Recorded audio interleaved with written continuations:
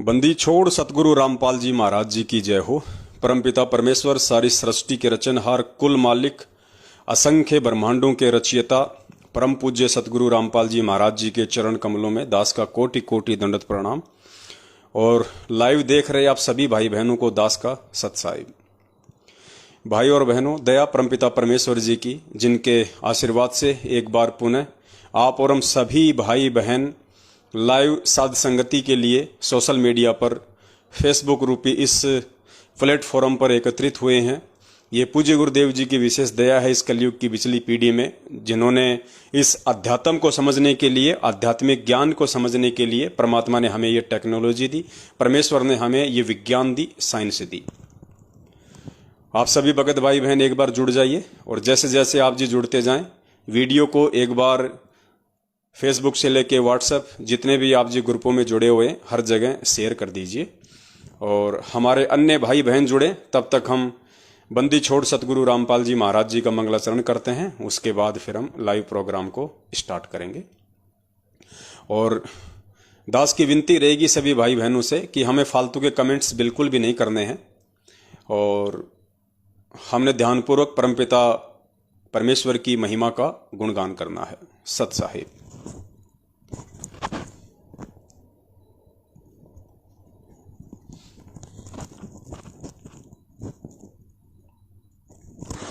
सत साहिब।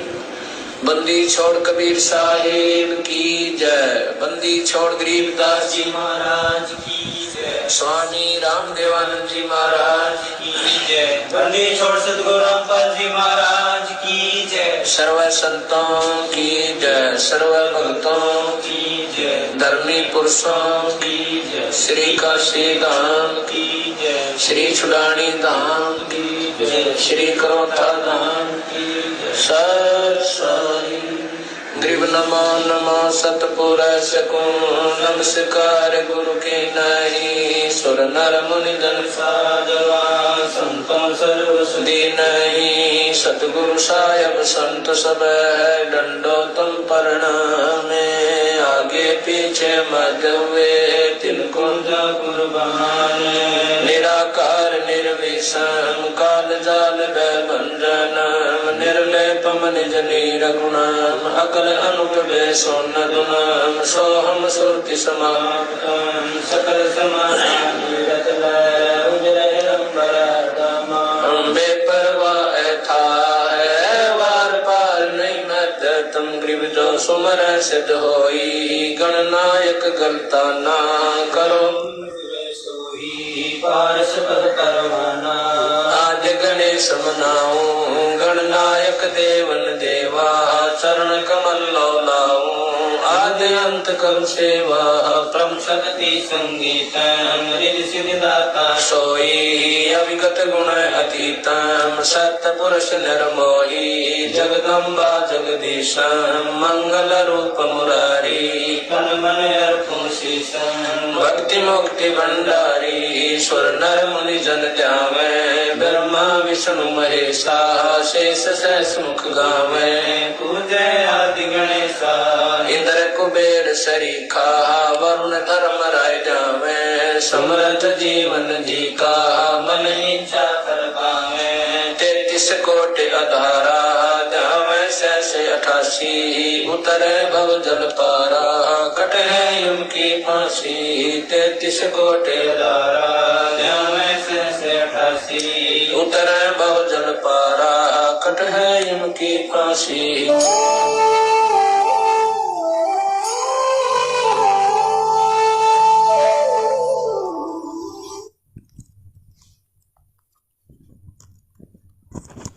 बंदी छोड़ सतगुरु रामपाल जी परमेश्वर जी की जय हो। आप सभी परमेश्वर की प्यारी आत्माओं और मुझदास के भाई बहनों को सत साहिब।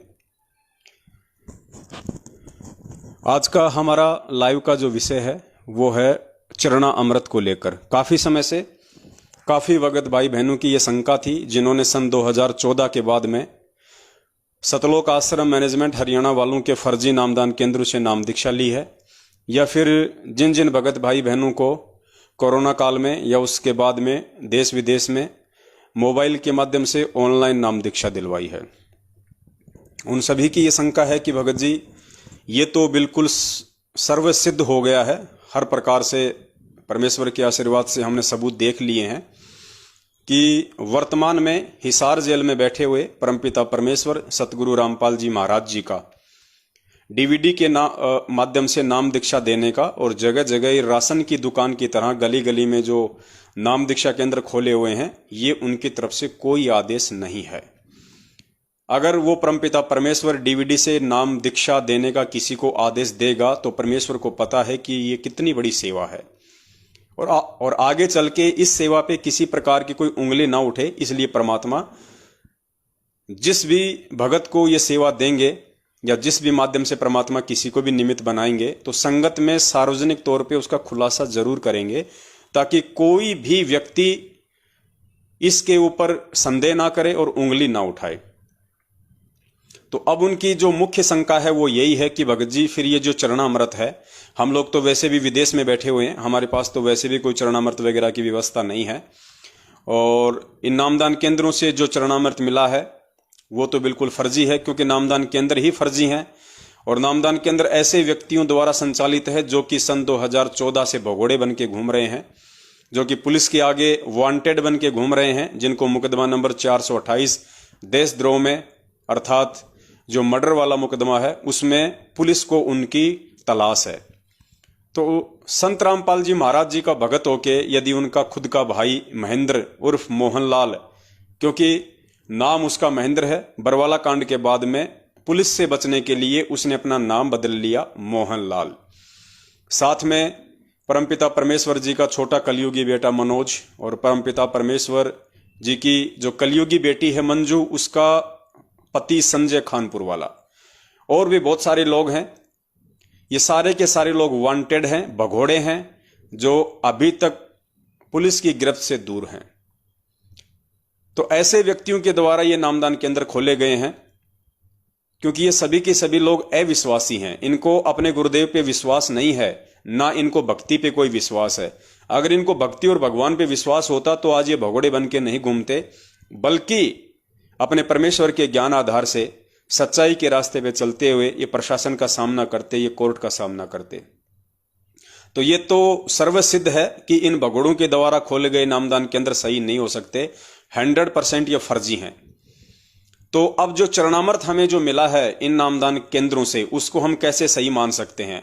100% वो भी पूज्य गुरुदेव जी का नहीं हो सकता, और अगर पूज्य गुरुदेव जी का है भी तो वो काम नहीं करेगा, क्योंकि ये वही लोग हैं जिन लोगों ने बरवाला कांड के माध्यम से पूज्य गुरुदेव जी को जेल में बैठाया। तो इन लोगों के ऊपर उस परमात्मा की मेहर नहीं है, वो परमात्मा इन लोगों से रुष्ट है, दुखी है, क्योंकि इन्होंने अपने कुकर्मों से, मनमानी हरकतों से, बरवाला कांड में जो इन्होंने कुकर्म किए, भगत समाज को काले कपड़े पहना के हाथों में हथियार देके जो कमांडो बनाया, पुलिस वालों के साथ में लड़ाया भिड़ाया, कोर्टों में परमपिता परमेश्वर का झूठा सर्टिफिकेट ये लोग पेश करते रहे, तारीखों पे तारीखें ये लोग लेते रहे, ताकि प्रशासन अपनी खामोशी तोड़े और बरवाला पे अटैक करे और संत रामपाल जी महाराज जी को जेल हो। ऐसा उस काल भगवान की साजिश थी, और काल भगवान ने पूज्य गुरुदेव जी के परिवार वालों को अपनी इस साजिश में मोहरा बनाया, निमित्त बनाया अपने एजेंट के रूप में, और वो सफल भी हुआ। लेकिन उनकी सफलता के पीछे परमपिता परमेश्वर का बहुत बड़ा हाथ होता है। परमात्मा भी यही चाहते हैं कि ये भी थोड़े दिन खुश हो ले, और मैं भी अपने बच्चों की परीक्षा ले लेता हूं जो मैंने 27 साल से इनको ज्ञान दिया है। तो पुण्यात्माओं, 2006 के करोथा कांड के विषय में भी पूज्य गुरुदेव जी ने यही कहा था कि ये जो करोथा कांड था, ये काल भगवान का झकझोल था, और उस परमपिता परमेश्वर ने इसी बहाने अपने हीरों की परीक्षा कर ली, अपने बच्चों की परीक्षा कर ली कि अभी मेरे बच्चे कितने कच्चे हैं और कितने पक्के हैं। तो ठीक इसी प्रकार 2014 का बरवाला कांड भी उन्हीं काल एजेंटों का कराया एक घटनाक्रम था, और वो परमपिता परमेश्वर सतगुरु रामपाल जी भगवान भी यही चाहते थे कि चलो कोई बात नहीं, 27 साल हो गई हैं, चलो इसी बहाने मैं भी अपने बच्चों की परीक्षा ले लेता हूं कि मेरे बच्चे मुझे कितना पहचान पाए हैं, मेरे बच्चे आदेशों के गुलाम बने हुए हैं या फिर मेरे ज्ञान के गुलाम हैं। क्योंकि आज मैं हूं तो आदेश देता रहूंगा, कल को मैं चला जाऊंगा तो फिर कौन आदेश देगा, और मेरे आदेशों के गुलाम यदि ये बने रहेंगे तो फिर ज्ञान को आधार नहीं बना पाएंगे और कभी भी ये लोग सतलोक नहीं आ पाएंगे और ना ही आने वाली पीढ़ियां आ पाएंगी। तो बहुत सारी बातें थी इसमें। तो पुण्यात्माओं, आज का हमारा जो विषय है वो चरणामृत को लेके है। और उससे पहले एक भाई हैं, उनका नाम निकल गया, मैं देख नहीं पाया, कमेंट्स कर रहे थे। वो कह रहे थे कि भगत जी, कबीर परमात्मा ने काल भगवान से झूठ क्यों बोला कि बिचली पीढ़ी में मेरा हंस जाएगा। क्योंकि बहुत सी बार आप लोगों ने परमपिता परमेश्वर का वो सत्संग सुना होगा जिसमें परमात्मा ने धर्मदास जी को सच्चाई बताई थी। जब धर्मदास जी डगमग होने लगे थे तो परमात्मा ने उनका दिल डांटने के लिए उनको कहा था कि भाई तू घबरा मत और मैं तुझे सच्चाई बताता हूं। और परमेश्वर ने धर्मदास जी से कहा कि धर्मदास, 12वें पंथ में आगे चल के मैं खुद ही आऊंगा, मेरा कोई हंस नहीं आएगा, मेरा कोई संत नहीं आएगा, क्योंकि परमेश्वर के काम परमेश्वर ही किया करते हैं। फिर पूज्य गुरुदेव जी ने कहा कि धर्मदास को तो परमात्मा ने सच्चाई बता दी और फिर उस परमात्मा ने काल के आगे थोड़ा सा ये छुपाया था कि मेरा संत जाएगा, मेरा हंस जाएगा। तो भाई का सवाल है कि परमपिता परमेश्वर ने ऐसा झूठ क्यों बोला। हो सकता है भाई अभी नए नए परमपिता परमेश्वर की शरण में आए हों, या हो सकता अभी ये भाई केवल सत्संग ही सुन रहे हों। तो मन में ऐसी शंका होना जायज सी बात है, कोई बड़ी बात नहीं है। लेकिन झूठ शब्द उस परमपिता परमेश्वर की डिक्शनरी में नहीं होता है। ये उस परमपिता परमेश्वर के 100 छल छिद्र में आता है। परमात्मा कहते हैं 100 छल छिद्र मैं करूं अपने जन के काज, हिरणाकुश उदर विदारिया नरसिंह जूं धर दूं साज। तो ये 100 छल छिद्र में आता है परमात्मा के। पहले आप ये सत्संग सुन लीजिए जिसमें परमात्मा ने धर्मदास जी को पहले ही कह दिया था कि आगे चल के 12वें पंथ में मैं स्वयं ही आऊंगा। अर्थात आज हमारे पूज्य गुरुदेव जी के रूप में स्वयं कबीर परमेश्वर ही धरती पे प्रकट हैं। तो परमात्मा ने कहा था कि चौथा युग जब कलयुग आवेगा तब हम अपना एक दास भेजेंगे। अब वहां काल के सामने परमात्मा ने कहा कि हम अपना दास भेजेंगे। और कबीर वाणी चैप्टर में परमात्मा ने धर्मदास जी से, जब धर्मदास जी घने चिंतित हो गए थे कि हे परमात्मा, आपने सतनाम और सारनाम गुप्त रख दिया और इसके बिना मोक्ष नहीं हो सकता। आपने मुझ किंकर के ऊपर दया करी दास पे और 42 वंश भी पीढ़ी बख्श दी, मेरी वंश चलेगा। तो हे परमात्मा, सारनाम और सतनाम बिना पार नहीं हो सकते, तो मेरे बच्चे कैसे पार होंगे। ऐसे कलेजा पकड़ के बैठ गया। परमात्मा ने सोचा भाई ये घना दुखी हो गया। तो परमेश्वर ने कहा कि सुन ले, काल ने क्या कहा था, 12 पंथ करूं मैं साजा, नाम तुम्हारा ले करूं आवाजा। 12 पंथ नाम जो लेगी, हमरे मुख में आन समोही। जाओ जोग जीत संसारा, जीवन माने कहा तुम्हारा। जीव तुम्हारा कहा न माने, हमारी ओढ़ हो बाद बखाने। अब इतना समय नहीं रहा, मैं वो सारे प्रमाण आज नहीं दिखा पाऊंगा आपको कि 12 पंथ कौन कौन से हैं। तो 12 पंथ, 12वां पंथ गरीबदास पंथ बताया है, लिखा कवि सागर में। तो परमात्मा ने कहा तू चिंता ना करे धर्मदास, जब 5500 वर्ष कलयुग बीत जाएगा तब या बिचली पीढ़ी आवेगी और बिचली पीढ़ी तक यु ज्ञान और तत्व ज्ञान और सतनाम सारनाम कति गुप्त रखना है, नहीं तो काल के दूतों का हाथ लग जाएगा, मेरा सारा मिशन खराब हो जाएगा। तो परमात्मा ने देखा कि ये बिल्कुल चिंतित हो गया घना। तब परमेश्वर ने कहा धर्मदास, जब साची बताऊं तेरे ते, तब धर्मदास ने कहा कि भगवान आज कितना अच्छा समय है, कलयुग स्टार्ट है सन 1398 में और 1512 तक है। और आज भी लोग ना मानते और आप कह रहे हो आगे तो भयंकर कलयुग पैदा कर देगा, काल ऐसा जुल्म कर देगा, हाहाकार मच जाएगी, इंसान कृत नहीं हो जाएंगे। तो उस समय कैसे पार होंगे। आज तो आप भी विद्वान हैं और फिर भी ना मान रहे ये लोग। तो परमात्मा ने कहा जब 5500 वर्ष कलयुग बीतेगा और बर्मा वंश चल चुका होगा इस काल का, यानी गरीबदास पंथ तक, तो उस बर्मे पंथ में मैं आऊंगा स्वयं और फिर सभी पंथों को खत्म करके एक पंथ बनाऊंगा और सारी सृष्टि मेरा ही नाम लेगी। तेरे 42 वंश क्या सारी सृष्टि न पार करूंगा धर्मदास, इन 42 की चिंता छोड़ तू। तब उसका दिल डटा था और काल के सामने परमात्मा ने थोड़ा सा भेद रखा कि मैं अपना अंश भेजूंगा। तो यहाँ परमपिता परमेश्वर जी अपने सत्संग के माध्यम से कह रहे हैं कि जब वो धर्मदास बहुत ज्यादा चिंतित हो गया था, क्योंकि धर्मदास जी ने देख लिया था कि बिना इस परमात्मा के जीव को यहां से कोई पार नहीं कर सकता। अगर परमात्मा का हंस आएगा तो पता नहीं उसके हंस की कोई बात माने या ना माने। तो धर्मदास चिंतित हो गया था। तो परमेश्वर ने उसकी चिंता को समाप्त करने के लिए उसको यथार्थता बताई, उसको सच्चाई बताई कि धर्मदास, जब 12वां पंथ चल चुका होगा तो 12वें पंथ में आगे चल के मैं स्वयं ही आऊंगा।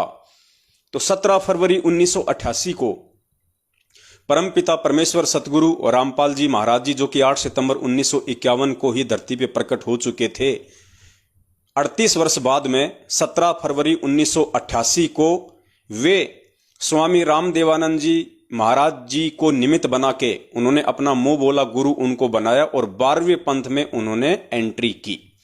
तो स्वयं उस परमात्मा ने ही एंट्री की, स्वयं वो परमात्मा ही धरती पे आया हुआ है। अब काल को जो परमेश्वर ने कहा था कि मेरा हंस जाएगा, तो वो भी बात बिल्कुल सही है, क्योंकि भगवान ना झूठ बोलता है ना वो झूठा होता है। तो वो भी बिल्कुल सही है, क्योंकि उस काल के सामने वो परमात्मा जब थे, जिस समय वार्ता हो रही थी, उस समय वो परमात्मा अपने ही पुत्र जोगजीत जी के रूप में थे और उन्होंने कहा था कि मैं अपना अंश भेजूंगा। तो पुण्यात्माओं, स्वयं तो वो परमात्मा काल के सामने आ नहीं सकता, क्योंकि उनको काल की औकात का पता है कि यदि मैं अपने वास्तविक रूप में इस काल के सामने आ गया तो इसका कलेजा फट जाएगा, इसका कलेजा फट जाएगा अगर मैं इसके सामने आ गया तो। इसलिए परमात्मा हमेशा अपने आप को छुपाते हुए ही इस पृथ्वी लोक पे आते हैं। और भगत जी, आज परमात्मा सतगुरु रामपाल जी महाराज जी के चोले में है, अर्थात वो कबीर परमात्मा जो सतलोक में बैठा है अपने वास्तविक रूप में, उस रूप को हल्का करके आज वो परमात्मा सतगुरु रामपाल जी महाराज जी के रूप में धरती पे प्रकट हैं। तो काल को यही है कि हाँ, वो परमात्मा तो स्वयं नहीं आया हुआ है धरती पे, उस परमात्मा का कोई अंश, उस परमात्मा का कोई हंस, उस परमात्मा का कोई दूत जरूर इस पृथ्वी पे आया हुआ है। तो परमात्मा अपने वास्तविक रूप में ना आके अपने वास्तविक रूप के ऊपर एक हल्का सा ओवरकोट सतगुरु रामपाल जी महाराज जी का जिन्होंने पहना हुआ है, वो काल की नजरों में काल का, वो उनका परमात्मा का दूत है, परमात्मा का अंश है, जबकि उस ओवरकोट के नीचे स्वयं वो कबीर परमात्मा ही है। तो भगत जी, स्वयं वो कबीर भगवान इस पृथ्वी पे प्रकट है और काल की नजरों में उस परमात्मा का दूत है, परमात्मा का अंश इस पृथ्वी पे ज्ञान दे रहा है। तो दोनों स्थिति में परमात्मा ने झूठ नहीं बोला है। परमात्मा ने धर्मदास जी को जो कहा कि मैं स्वयं ही आऊंगा, तो परमेश्वर स्वयं ही आए हुए हैं, और काल को कहा कि मेरा दूत जाएगा, मेरा अंश जाएगा, तो परमेश्वर अपने वास्तविक रूप को छुपा के सतगुरु रामपाल जी महाराज जी का चोला पहन के इस पृथ्वी पे प्रकट हैं। तो काल की नजरों में उस परमात्मा का अंश है, उस परमात्मा का हंस है, उस परमात्मा का दूत है संत रामपाल जी महाराज। तो इस प्रकार से भगत जी हमने इस अध्यात्म को समझना है, क्योंकि परमेश्वर ने जो वचन बोल दिया वो अटल सत्य है, वो झूठ हो ही नहीं सकता, सोचना भी मूर्खता होगी। तो ये भाई का एक छोटा सा सवाल था। उसके बाद पुण्यात्माओं, हम आप आगे बढ़ते हैं। हमारा आज का जो विषय है चरणा अमृत को लेके, कि भाई फर्जी नामदान केंद्र हैं, ये तो सर्वसिद्ध हो चुका है। तो इन फर्जी नामदान केंद्रों पे मिलने वाली वस्तुएं भी फर्जी ही होंगी। परमपिता परमेश्वर का जब इनके ऊपर कोई आशीर्वाद ही नहीं है, कोई मेहर ही नहीं है, और उस मालिक को जेल में बैठा के इन लोगों ने काल एजेंट बन के मनमुखी रूप से अपने धार्मिक धंधे के विस्तार के लिए जगह जगह जो ये राशन की दुकान की तरह सेंटर खोल रखे हैं, तो ये तो फर्जी है ही हैं। इन पे परमात्मा की कोई मेहर नहीं है, तो चरणामृत भी सही नहीं हो सकता। देखो पुण्यात्माओं, चरणामृत सही हो या नहीं हो विषय ये नहीं है, और अकेले उस चरणामृत के पीने से हम सतलोक नहीं जा सकते, ये भी सत्य है। और चरणामृत पीना भी जरूरी है, और चरणामृत असली होना भी जरूरी है, क्योंकि जब हम नित्य नियम करते हैं रोजाना, तो पेज नंबर 23 के ऊपर परमात्मा हमें कहते हैं कि चरणा अमृत कदाचित पावे 84 कटे लोक सिंधावे। एक भगत के मोक्ष प्राप्ति में चरणा अमृत का भी बहुत अधिक महत्व है। परमात्मा उसके युगन युगन के पाप कर्मों का नाश करते हैं। चरणामृत के पान से भगत को सद्बुद्धि आती है और उसको आधीनी आती है, क्योंकि चरणामृत पीने का मतलब है हम किसी के चरणों का अमृत पी रहे हैं, हम किसी के जो है चरणों का जल पी रहे हैं। तो अगर कोई अहंकारी व्यक्ति होगा तो वो दूसरे के चरणों का जल नहीं पिएगा। इसलिए परमात्मा भगत के भक्ति भाव को चेक करने के लिए परमात्मा एक भगत के अंदर जो अभिमान या मान बड़ाई रूपी जो कीड़ा होता है थोड़ा बहुत, उसको परमात्मा शांत करने के लिए, उसको नष्ट करने के लिए अपना चरणा अमृत देते हैं। तो अगर किसी ने भक्ति करनी होगी और जिस व्यक्ति ने अपने आप को उस परमपिता परमेश्वर का कुत्ता समझ लिया होगा, अपने आप को 2 कोटि का जीव और अपने पूज्य गुरुदेव जी को परमात्मा मान लिया होगा, तो उसको अपने पूज्य गुरुदेव जी का चरणामृत पीने में कहीं कोई संकोच नहीं होगा। इसलिए परमात्मा उस भगत के अभिमान को चेक करने के लिए, उसकी मान बढ़ाई को चेक करने के लिए, उसकी आधीनी को चेक करने के लिए चरणा अमृत देते हैं भगत जी। अब चरणामृत के विषय में आपने काफी बार परमपिता परमेश्वर जी के मुख कमल से एक वीडियो सुना होगा, जिसमें परमात्मा कहते हैं कि एक तरफ तो आप अपने गुरु को मानुष मान रहे हो और दूसरी तरफ आप उनके चरणों का अमृत पी रहे हो, चरणा अमृत भी पी रहे हो। तो परमात्मा कहते हैं वो भगत भी पार नहीं हो पाएगा। गुरु को अपने जैसा व्यक्ति मानने वाला, जन साधारण मानने वाला, मानुष मानने वाला, मां के गर्भ से आया हुआ मानने वाला व्यक्ति कभी भी सतलोक नहीं जा सकता, चाहे वो ओरिजिनल चरणामृत दिन में 4 बार ही क्यों ना पिए। तो एक बार आप पूज्य गुरुदेव जी के मुख कमल से सुन लीजिए कि परमेश्वर ने इस विषय में हमें क्या निर्देशित किया है।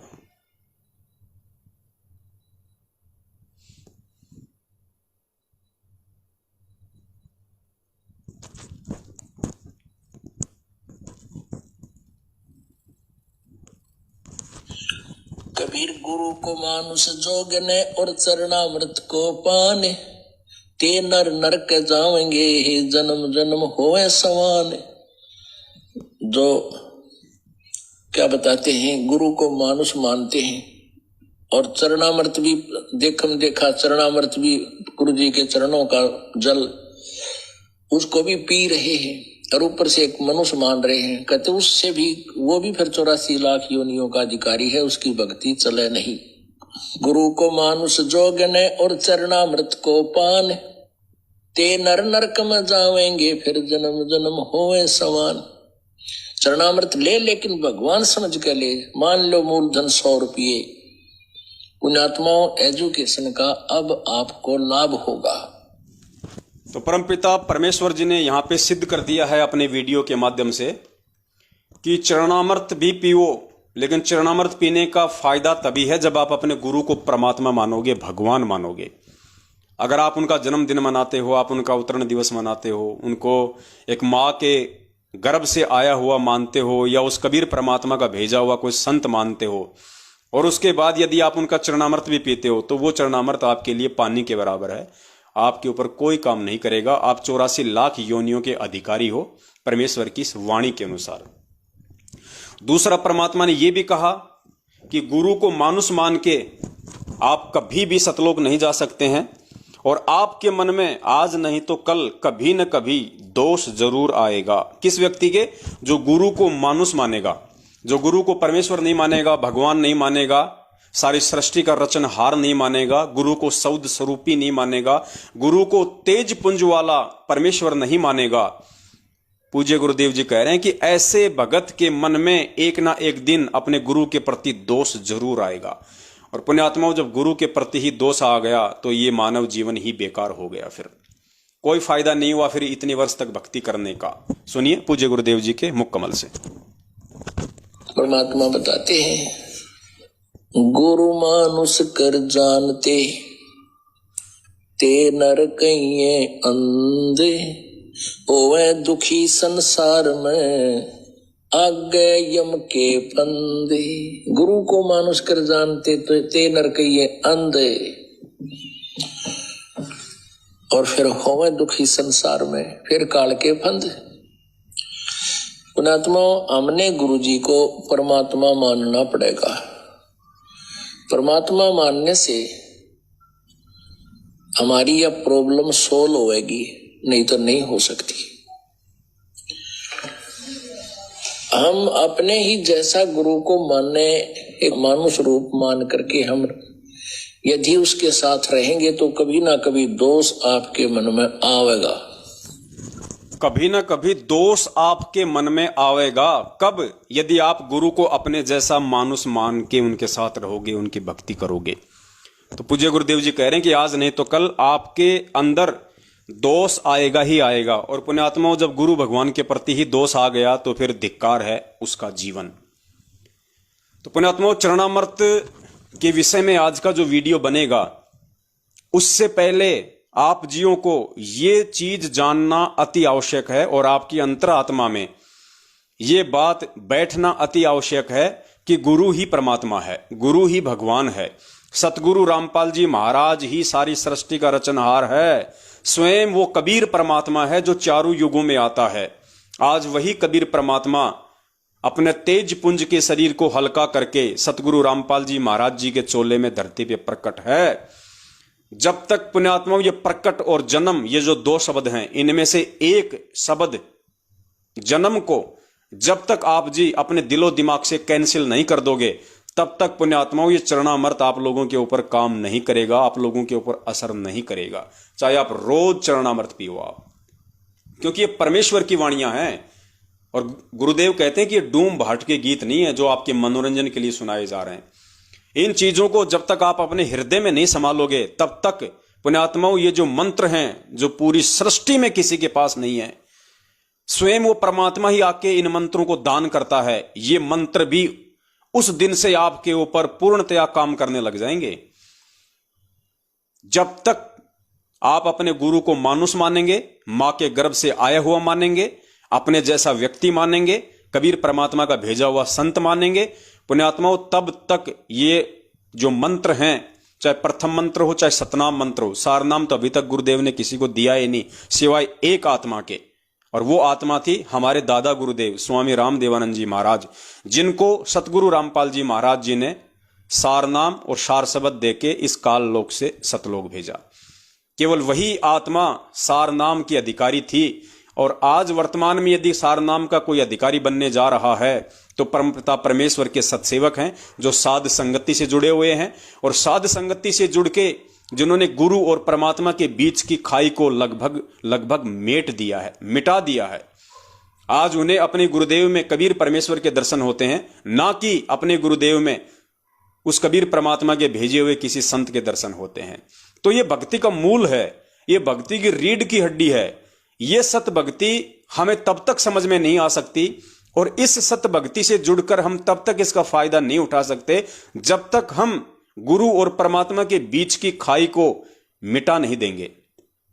और पुण्यात्मा, आज का जो चरणामृत का वीडियो है ये आपको तभी समझ में आ पाएगा, और ये जो चरणामृत है ये आपको तभी समझ में आएगा जब आप आज के उस चरणामृत वाले मैटर से पहले अपने पूज्य गुरुदेव जी के विषय में कुछ और जो सबूत हैं, जो प्रमाण हैं, जो आप जी अपने हृदय में संभालोगे कि हां, धरती पे यदि कोई प्रकट है तो पूज्य गुरुदेव संत रामपाल जी महाराज जी के रूप में स्वयं कबीर परमात्मा ही प्रकट है।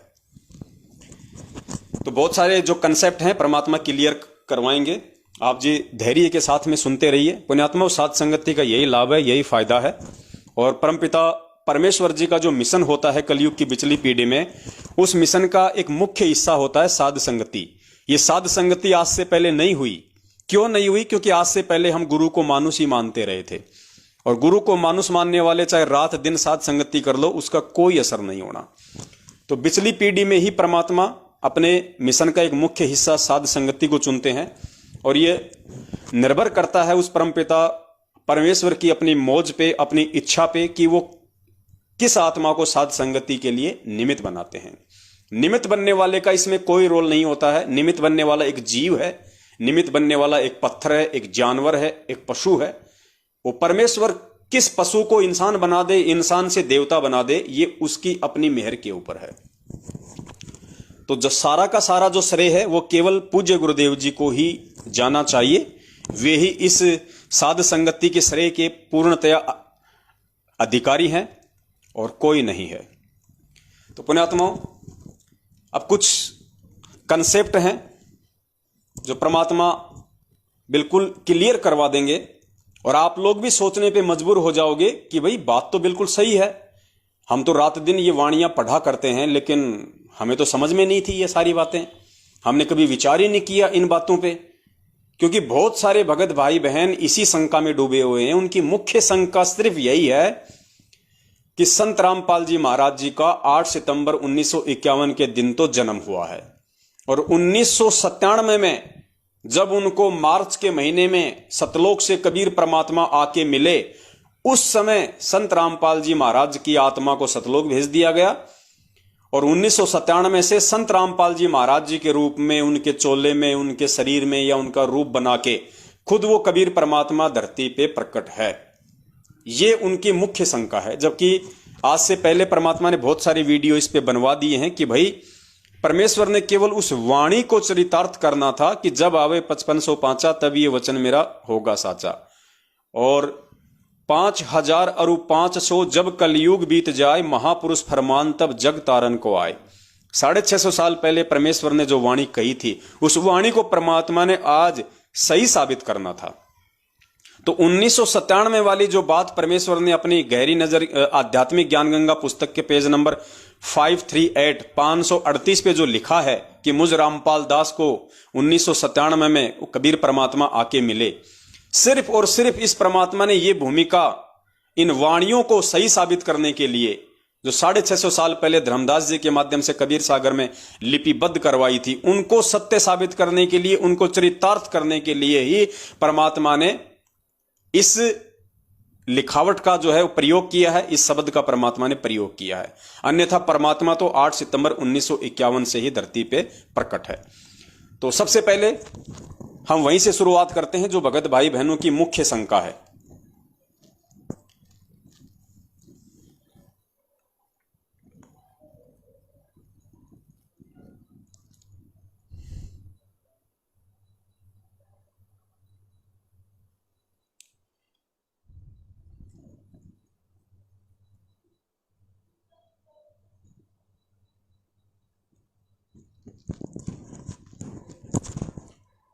पुण्यात्माओं, ये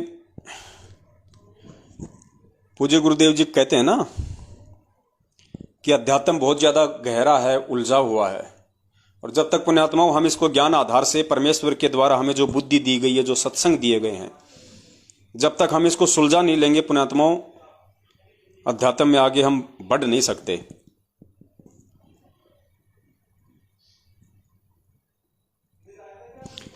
तो सुनिए सबसे पहले वो वाणी जो हम रोज संध्या आरती के एंड में गाते हैं। श्री स्वामी राम देवानंद दाता, आपकी गणी सतावे वो बाता। स्वामी राम देवानंद दाता, आपकी गणी सतावे वो बाता। तेरा राम पाल अज्ञान किया सतलोक का वासी। तेरा राम पाल अज्ञान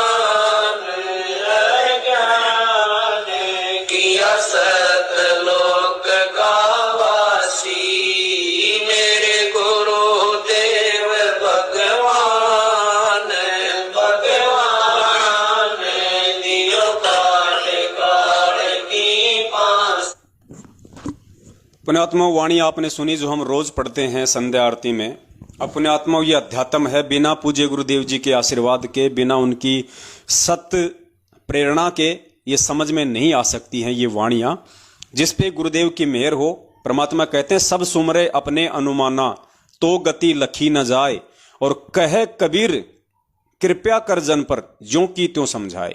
जिस पे उस कबीर परमात्मा की मेहर हो जाएगी वही इन वाणियों को समझ सकता है और वही अपने अन्य भगत भाई बहनों को समझा सकता है। 17 फरवरी 1988 को पूज्य गुरुदेव जी लीलामय तरीके से, जैसे 650 साल पहले उन्होंने रामानंद जी को अपना मुंह बोला गुरु बनाया था, ठीक उसी प्रकार गुरु शिष्य की परंपरा को निभाने के लिए और अपने गुरु के प्रति, सतगुरु के प्रति एक भगत का क्या भाव होना चाहिए, क्या उसकी श्रद्धा होनी चाहिए, कितना उसका समर्पण होना चाहिए, इन सभी चीजों को एक उदाहरण के रूप में पेश करने के लिए परमेश्वर ने एक लीला की थी। स्वामी रामदेवानंद जी महाराज जी को अपना मुंह बोला गुरु बनाने की 17 फरवरी 1988 को। और उसके बाद में सतगुरुदेव जी ने जो ये वाणी बोली है कि स्वामी रामदेवानंद जी दाता आपकी घनी सतावे वो बाता, तेरा रामपाल अज्ञान किया सतलोक का वासी।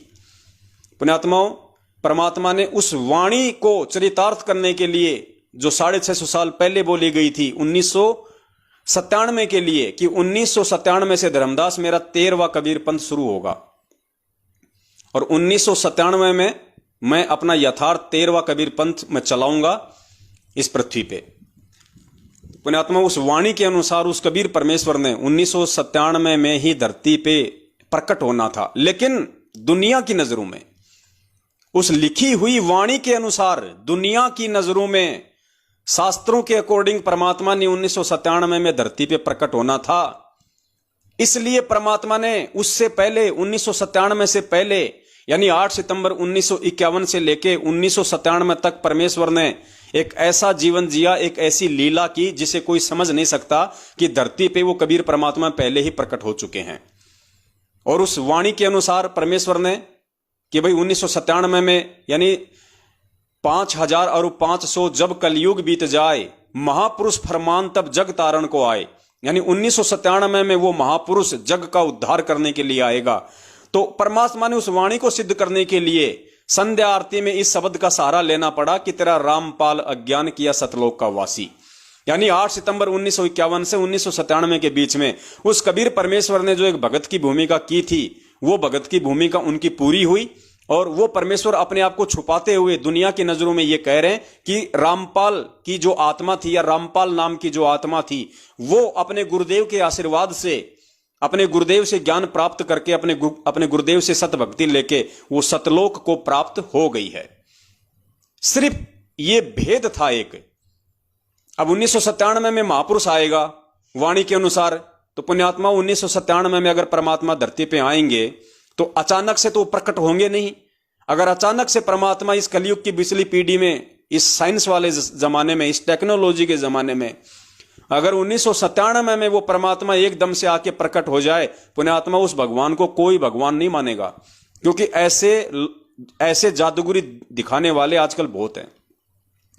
ऐसे जंत्र मंत्र करने वाले, ऐसे सर्कस में ये जो मैजिशियन हैं, ये जो जादूगर लोग हैं, ये बहुत कर देते हैं।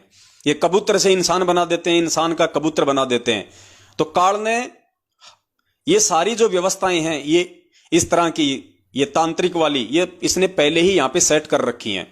तो वो कबीर परमात्मा अगर अपनी वाणी के अनुसार अगर 1997 में अचानक अगर वो प्रकट हो जाए 20 साल का बनके या 50 साल का बनके, तो पुण्यात्माओं आज आप और हम भी उन पे यकीन नहीं करते, हम उनको भगवान नहीं मानते।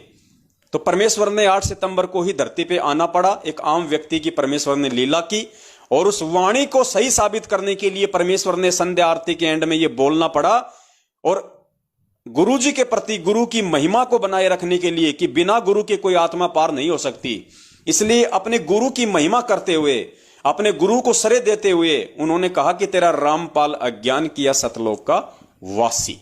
सिर्फ ये एक भेद है, जबकि परमात्मा तो शुरू से ही धरती पे प्रकट हैं। फिर भी पुण्यात्माओं बहुत सारे जो कंसेप्ट हैं वो आज आपके और होंगे क्लियर, परमपिता परमेश्वर जी के आशीर्वाद से, जो आज से पहले हमने नहीं सुने थे, आज से पहले हमने नहीं देखे थे। अब पूज्य गुरुदेव जी का यह सत्संग सुनिए आप जी।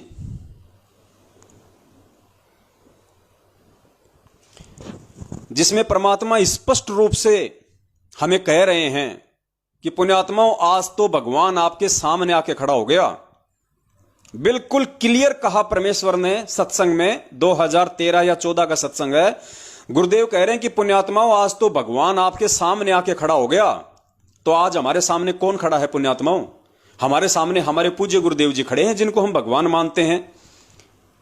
तो पूज्य गुरुदेव ने स्पष्ट संकेत कर दिया कि आज तो आपके सामने भगवान आके खड़ा हो गया। और पुण्यात्माओं, अब भी यदि तुम नहीं मानोगे तो तुम पार नहीं हो पाओगे। और परमात्मा ने कहा कि तुमने अब वो धोखा नहीं खाना है जो धोखा तुम 650 साल पहले खा गए। तो सुनो, पूज्य गुरुदेव जी के मुख कमल से स्पष्ट कह रहे हैं परमात्मा कि पुण्यात्माओं, आज तो तुम्हारे सामने भगवान आके खड़ा हो गया। भगवान आके खड़ा हो गया। अब पुण्यात्माओं, परमात्मा ने 600 वर्ष पहले बताया था, धर्मदास ये जग बोरा ना, कोई न जाने पद निर्वाणा। यही कारण मैं कथा पसारा, सबसे कहिए एक राम नियारा।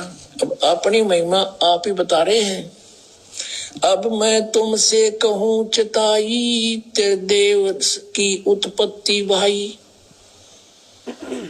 कुछ संक्षेप कहूं गहुराई, सब सन से तुमरे मिट जाई। कहते हैं माँ अष्टंगी पिता निरंजन, ये जमदारुण वंशन अंजन। पहले कीन निरंजन राई, पीछे से माया उपजाई। अब ध्यान से सुनना पुण्यात्मा। रूप देख अति शोभा, देव निरंजन तन मन लोभा। निरंजन कीने भोग विलासा, माया को रही तब आशा। 3 पुत्र अष्टंगी जाए, ब्रह्मा विष्णु शिव नाम धराए। अब आत्माओं, एक तो परमात्मा सामने आके खड़ा हो गया कि आई एम गॉड। कबीर साहब कहते हैं आई एम गॉड। देखो पुण्यात्माओं, ये होते हैं भेद। ऐसे परमात्मा अपने आप को छुपाते हैं। अब गुरु जी क्या कह रहे हैं ये वाणी सुनाने के बाद में कि पुण्यात्माओं, अब तो परमात्मा कति आपके सामने आके खड़ा हो गया। तो हमारे सामने कौन खड़ा है पुण्यात्माओं आज? और फिर पूज्य गुरुदेव जी ने अपने आप को छुपा दिया तुरंत।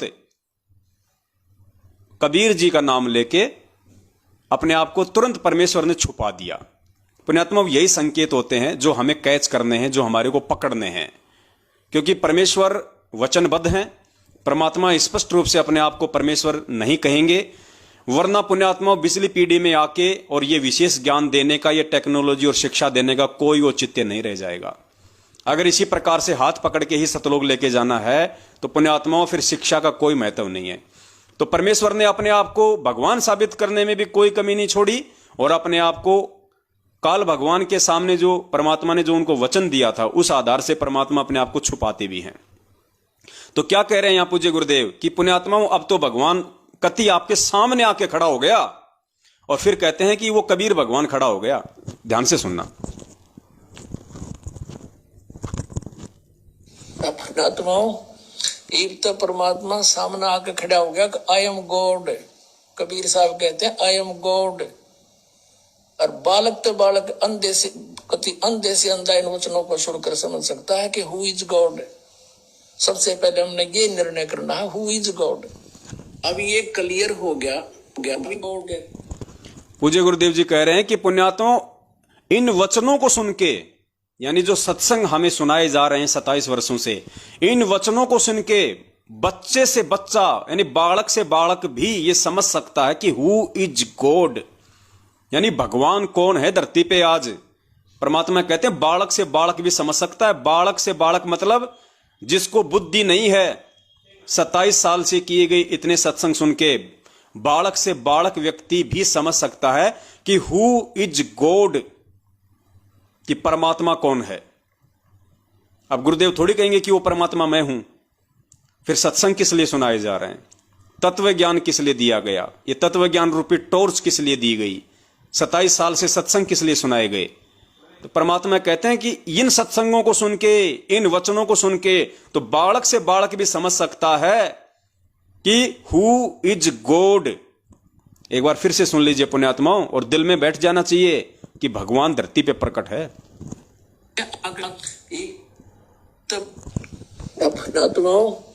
एक तो परमात्मा सामने आके खड़ा हो गया कि आई एम गॉड। कबीर साहब कहते हैं आई एम गॉड। और बालक तो बालक अंधे से अंधा इन वचनों को सुनकर समझ सकता है कि हु इज गॉड। सबसे पहले हमने ये निर्णय करना है हु इज गॉड। अब ये क्लियर हो गया तो सबसे पहले हमने यही निर्णय करना है कि हु इज गॉड। और पुण्यात्माओं, जब हम ये निर्णय कर लेंगे ज्ञान आधार से, साध संगति से, कि संत रामपाल जी महाराज जी इज कंप्लीट गॉड, उसके बाद पुण्यात्माओं आप अपने घर से मटके से अगर एक बोतल में पानी भर के परमात्मा के दरबार में रख देंगे और बंदी छोड़ से अरदास कर लेंगे कि हे परमपिता परमेश्वर, आप धरती पे प्रकट हैं परमात्मा, अब आप अपने आप को छुपा नहीं सकते परमेश्वर। इस ज्ञान आधार से आपने संपूर्ण खुलासा कर दिया है और परमेश्वर दास आपकी शरण में है तन मन धन से। आप मेरे इष्ट हैं, आप मेरे गुरु भगवान है। आपके अलावा सौपन में भी मैं किसी अन्य देवी देवता ब्रह्मा विष्णु महेश दुर्गा और काल का चिंतन नहीं करूंगा। और परमेश्वर इस सामान्य से दिखने वाले जल में परमेश्वर अपनी अमृत वाणी को समाहित कीजिए, परमेश्वर अपने वचन को समाहित कीजिए। पुण्यात्मा, उसी दिन से वो बोतल परमात्मा चरणामृत बना देगा, अमृत जल बना देगा वो। इसके विषय में हम आगे बात करेंगे खुल के। उससे पहले हमारे को ये हृदय में समझ आना चाहिए कि धरती पे कौन है। अब आगे चलिए पुण्यात्माओं, हम दूसरी वाणी को लेते हैं।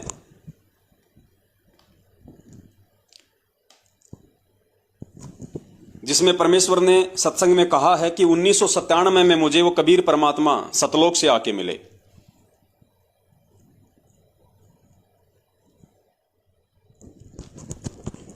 पहले आप जी ये छोटा सा सत्संग सुनिए परमात्मा का, और उसके बाद फिर परमात्मा इस पे विश्लेषण करवाएंगे कि इसमें पॉइंट क्या है।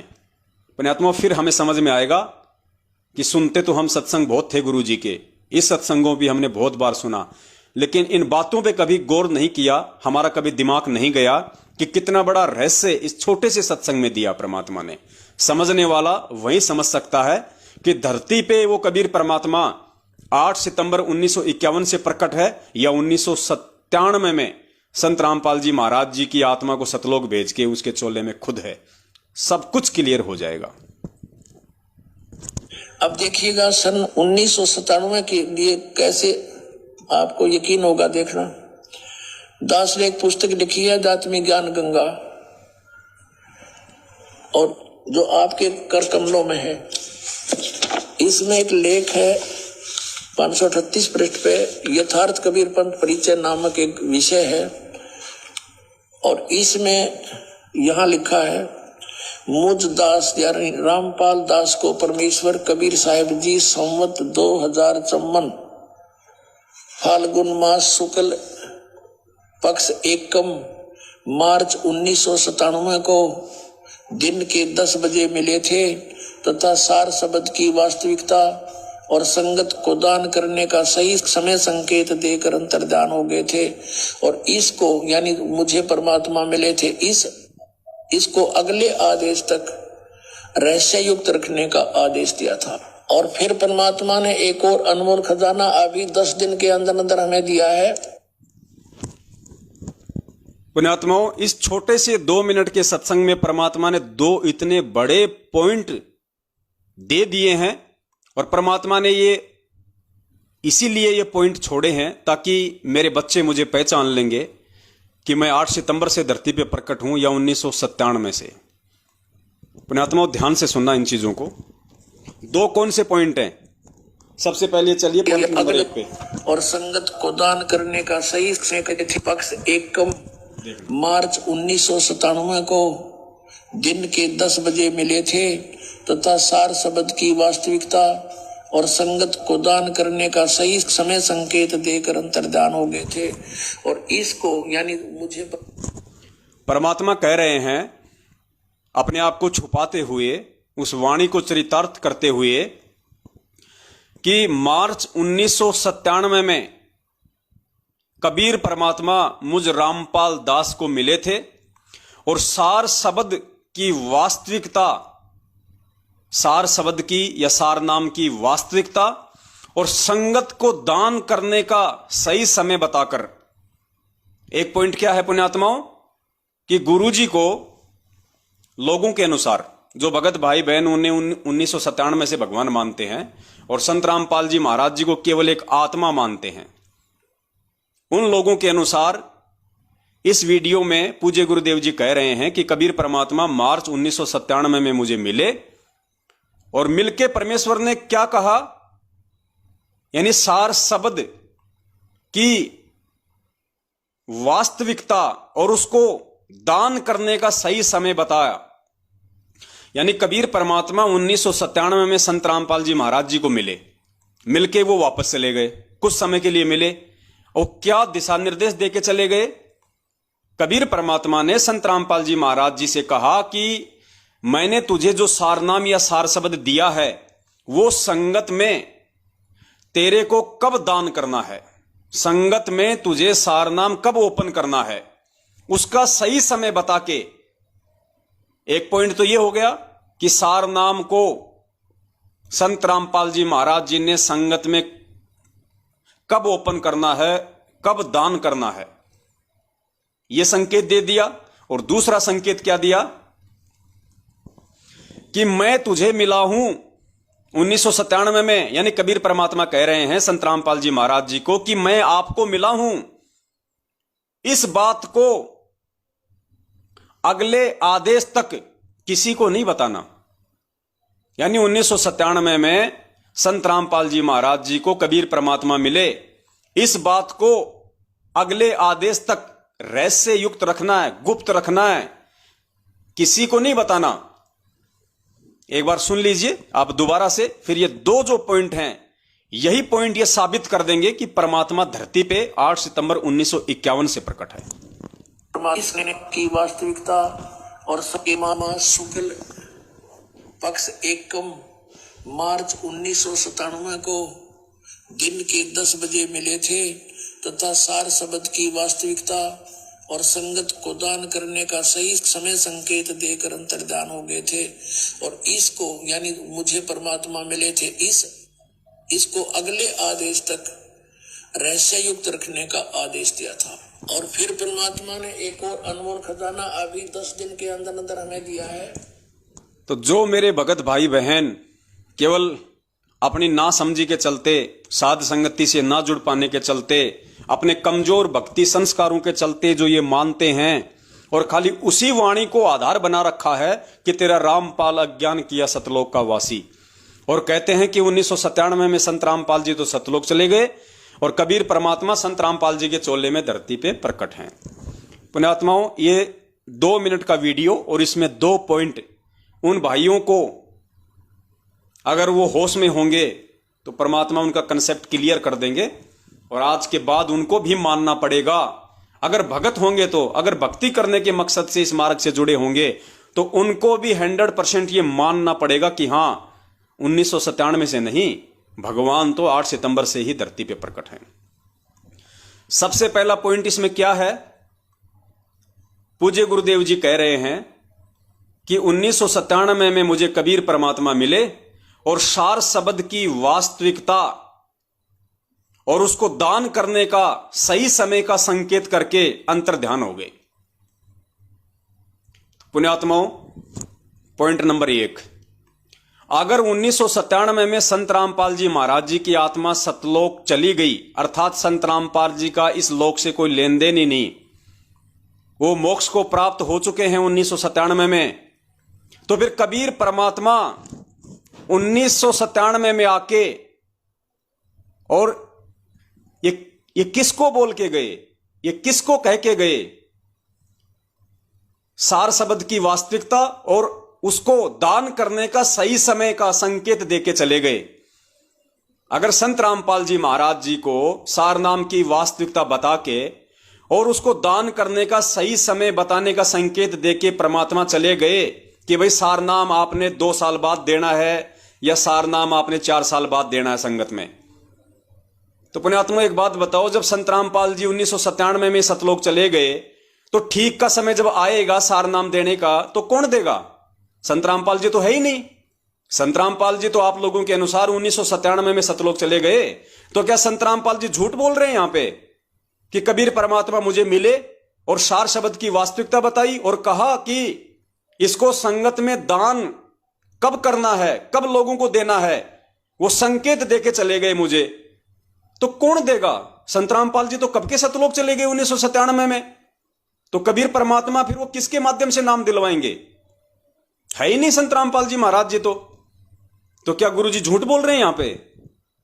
भाई जब गुरुजी सतलोक चले गए 1997 में, तो कबीर परमात्मा कौन से संत रामपाल जी महाराज जी को ये कह के गए कि भैया आने वाले समय में ये सार नाम तुझे दान करना है, और ठीक का समय बता के चले गए। यानी 1997 में तो दान नहीं करना था, वरना कह देते कि भाई दान कर दे।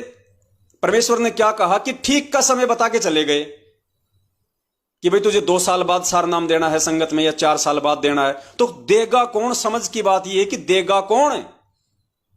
क्योंकि कबीर परमात्मा मिले और संत रामपाल जी को बोल के गए और ये कह के गए कि तुझे सार नाम कब देना है संगत वालों को। तो संत रामपाल जी तो दे ही नहीं सकते सार नाम। संत रामपाल जी तो आप लोगों के अनुसार 1997 में सतलोक चली गई उनकी आत्मा। तो फिर कौन सा संत रामपाल जी महाराज संगत को दान करेगा? क्या परमात्मा झूठ बोल रहे हैं? नंबर 1 पुण्यात्मा। पॉइंट नंबर 2, इसमें कहा जा रहा फिर आगे कि 1997 में मैं कबीर परमात्मा आपको मिला, इस बात को अगले आदेश तक रहस्य युक्त रखना है, किसी को नहीं बताना। तो बताएगा कौन भाई? संत रामपाल जी तो 1997 में आप लोगों के अनुसार सतलोक चले गए, तो फिर बताएगा कौन? है ही नहीं संत रामपाल जी महाराज जी तो यहां पे। तो कबीर परमात्मा ऐसा झूठ क्यों बोल रहे हैं भाई? कबीर परमात्मा इतना बड़ा झूठ क्यों बोल रहे हैं? वो तो संत रामपाल जी से कह रहे हैं कि अभी किसी को मत बताना कि मैं तुझे मिला हूं, अगले आदेश तक, अर्थात जब तक मैं तुझे दोबारा ना मिलूं आके, और मैं तुझे ना कह दूं कि हां अब उस बात को ओपन कर दे जो मैं तुझे 97 में मिला था। तो कबीर परमात्मा किसको आके मिलेंगे दोबारा, और किसको आदेश देंगे कि अब बता दे कि मैं तुझे 1997 में मिला था? क्योंकि आप लोगों के अनुसार संत रामपाल जी तो 1997 में सतलोक चले गए। पुण्यात्माओं, ये पॉइंट जो है ये क्लियर करते हैं कि 1997 की बात परमात्मा ने केवल 650 साल पहले धर्मदास जी को जो लिखवाया था कबीर सागर में कि जब आवे 5505 तब ये वचन मेरा होगा साचा, उन वाणियों को सत्य साबित करने के लिए डॉक्यूमेंट्री केवल परमेश्वर ने अपनी पुस्तक आध्यात्मिक ज्ञान गंगा के पेज नंबर 538 पे ये बात लिखी थी, अपने आप को छुपाते हुए कि मुझ रामपाल दास को 1997 में कबीर परमात्मा मिले। पुण्यात्मा, समझदार को संकेत काफी होता है। दूसरा, अभी भी अगर आप लोगों के समझ में नहीं आई है ये बात, तो परमात्मा ने कोई कमी नहीं छोड़ रखी है, इतने भेद दे रखे हैं परमेश्वर ने।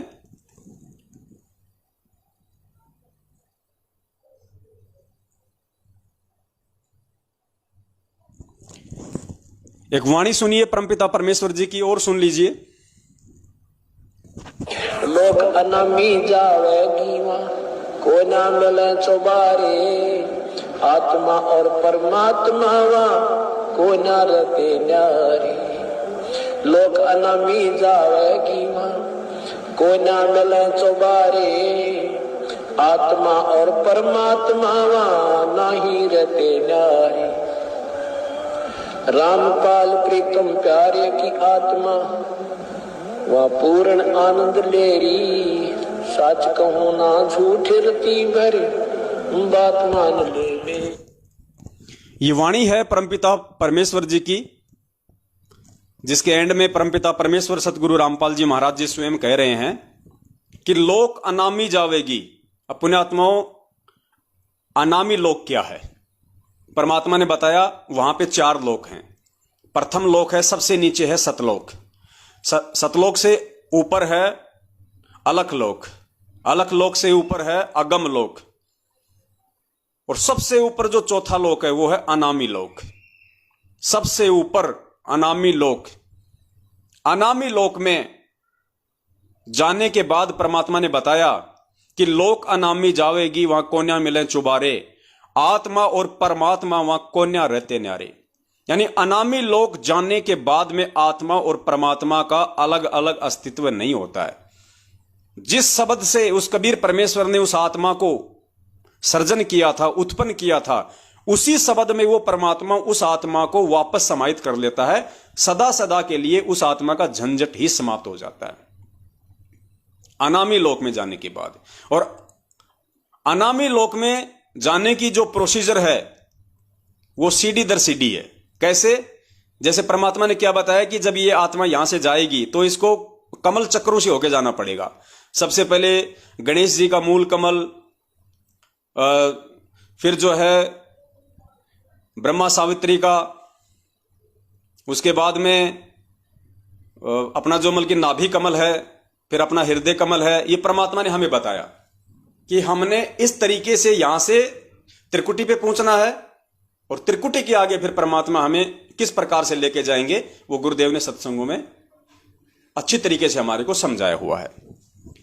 पुण्यात्माओं, सबसे पहले इस पृथ्वी लोक की कोई भी आत्मा अगर सबसे पहले अगर वो जाएगी तो कहां जाएगी? सतलोक में जाएगी। और सतलोक में जाने के बाद में परमपिता परमेश्वर सतगुरु रामपाल जी महाराज जी ने बताया कि अगर वो आत्मा चाहे तो आगे के लोक में जाने की भक्ति करे, अन्यथा सतलोक में ही इतने सुख हैं कि उसको आगे जाने की ही आवश्यकता नहीं है।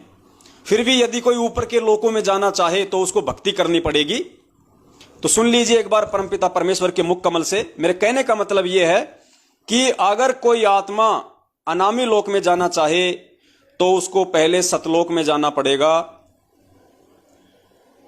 उसके लिए आप पूज्य गुरुदेव जी का ये सत्संग सुनिए।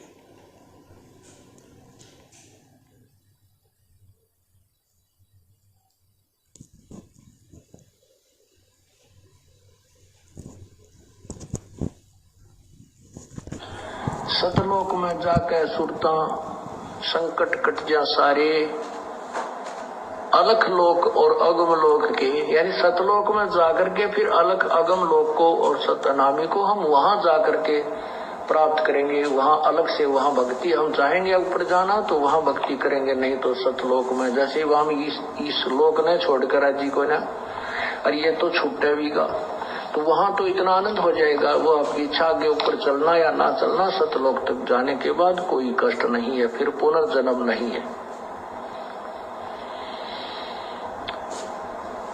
अनामी लोक में जाने के बाद फिर वहां आत्मा और परमात्मा एक हो जाते हैं, आत्मा परमात्मा में समा जाती है। लेकिन सतलोक, अलखलोक और अगम लोक में वहां आत्मा और परमात्मा का अलग अस्तित्व है। दूसरा सत्संग और सुन लीजिए इसी विषय पे परमपिता परमेश्वर जी का।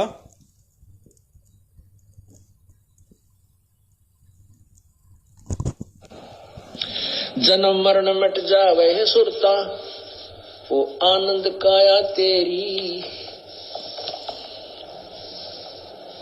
सच कहूं ना झूठ रती बुरी, बात मान ले मेरी।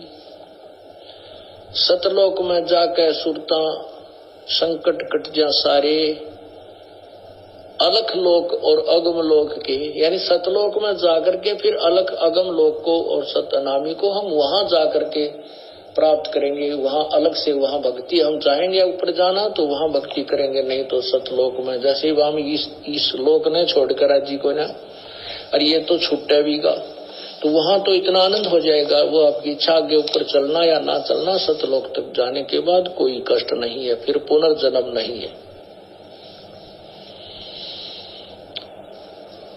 अनामी लोक में जाने के बाद फिर वहां आत्मा और परमात्मा एक हो जाते हैं, आत्मा परमात्मा में समा जाती है। लेकिन सतलोक, अलखलोक और अगम लोक में वहां आत्मा और परमात्मा का अलग अस्तित्व है। अर्थात ये जो दोनों जो प्रमाण है परमपिता परमेश्वर के सत्संग आधार से, ये साबित करते हैं कि अगर आपको अलख लोक में जाना है, अगर आपको अनामी लोक में जाना है, तो सबसे पहले आपको सतलोक में जाना पड़ेगा। उसके बगैर आप जी डायरेक्ट ऊपर के लोकों में नहीं जा सकते। यानी कोई भी आत्मा, कोई भी जीव, 21 ब्रह्मांड का प्राणी, सबसे पहले उसको सतलोक में जाना पड़ेगा। सतलोक के बाद ही वो ऊपर के लोकों में जा सकता है। इस पॉइंट को ध्यान रखना आप जी, मैन ये है। अब आपको समझ में आएगा परमपिता परमेश्वर की वो वाणी।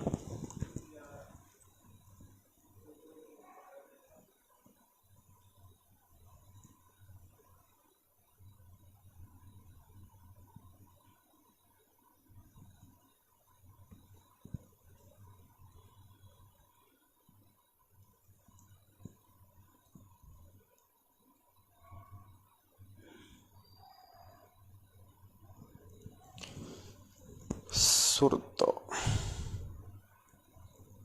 अब सुनिए, आप ये वाणी दोबारा से ध्यान से सुनिए परमपिता परमेश्वर की, जिसमें परमात्मा कह रहे हैं कि लोक अनामी जावेगी वहां को न्या मिले चौबारे। यानी यहां पे संत रामपाल जी महाराज जी का जो जिक्र आ रहा है वो है अनामी लोक में जाने का। लोक अनामी जावेगी वहां कोन्या मिले चौबारे, आत्मा और परमात्मा वहां कोन्या रहते न्यारे। कहां की बात हो रही है? अनामी लोक की, जो सबसे ऊपर है। फिर आगे क्या कह रही है वाणी? रामपाल प्रीतम प्यारे की आत्मा वहां पूर्ण आनंद ले रही, और सांच कहूं ना झूठ रती बर बात मान ले मेरी। दो शब्द हैं परमात्मा के, ध्यान से सुनिए। अब क्या बताते हैं परमात्मा? ये परमेश्वर स्वयं ही दास बनते हैं, स्वयं ही एक सच्चे भक्त का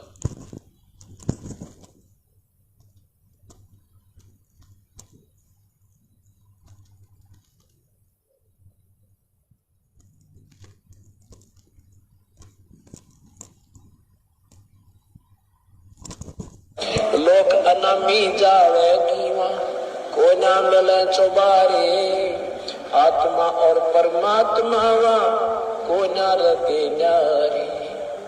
लोक अनामी जावेगी को न मिले चौबारे, आत्मा और परमात्मा नहीं रहते न्यारे।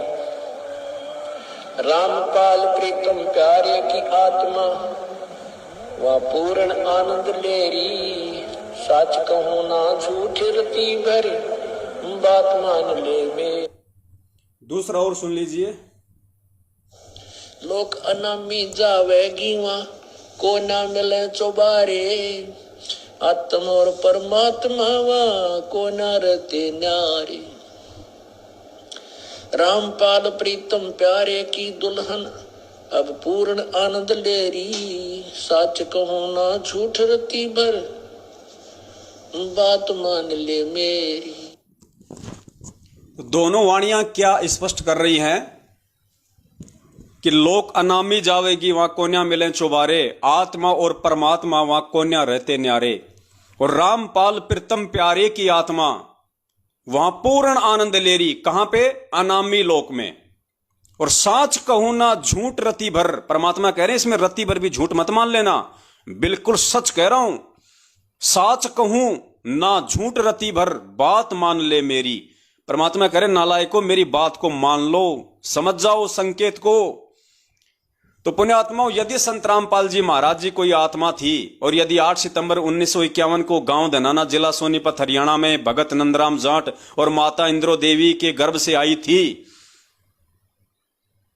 पुण्यात्माओं इस लोक का विधान है, इस 21 ब्रह्मांड से कोई भी आत्मा डायरेक्ट अनामी लोक नहीं जा सकती।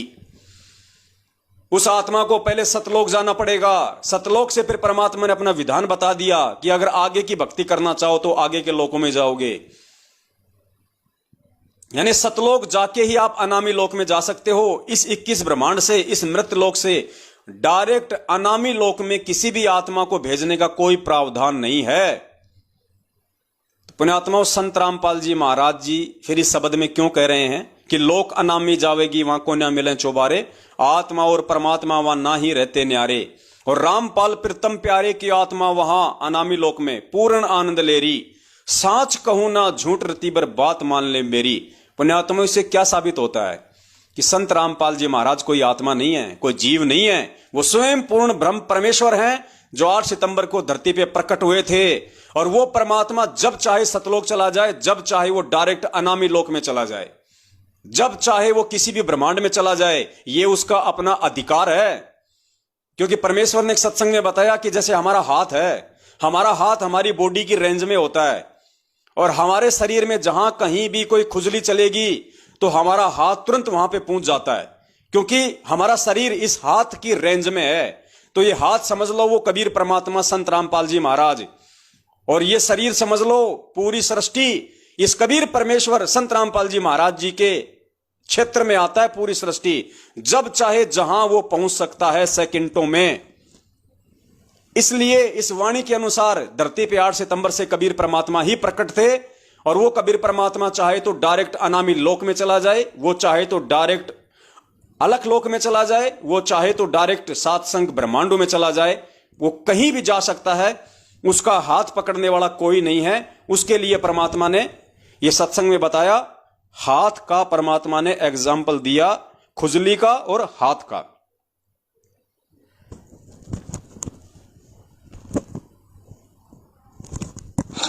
अब क्या कहते हैं, चारों युग में हम फेरे, चारों युग में मैं फेरूं, नहीं आऊं नहीं जाऊं। गरीबदास।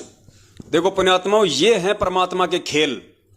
एक वाणी में परमात्मा क्या कहते हैं कि चारों युग में मेरे संत पुकारे, कूक कया हम हेल रे, हीरे मोती माणक बरसें, ये जग चुगता ढेल रे।